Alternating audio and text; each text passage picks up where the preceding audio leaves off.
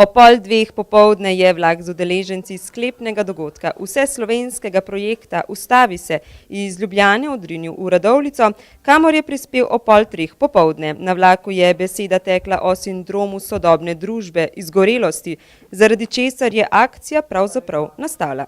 Z našo akcijo smo naredili nekaj velikega. Začeli smo rušiti tabuje in skupaj dosegli, da je izgorelost postala zelo aktualna tema v Sloveniji. O tem pričajo številne pretresljive zgodbe, ki smo jih dobili od raznih ljudi.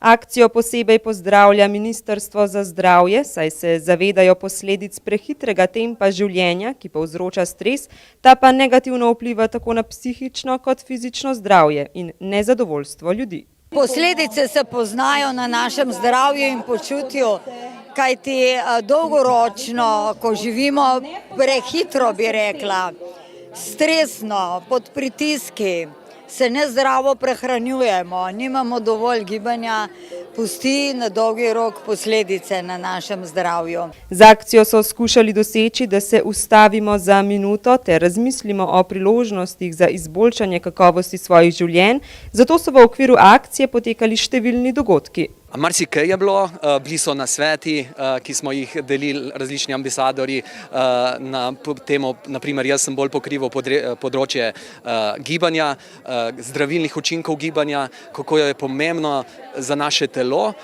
in za naše počutje to, da se redno gibamo, da ni res, da nimamo časa. Posameznik je lahko na simbolni ravni s klikom na števec podaril svojo minuto.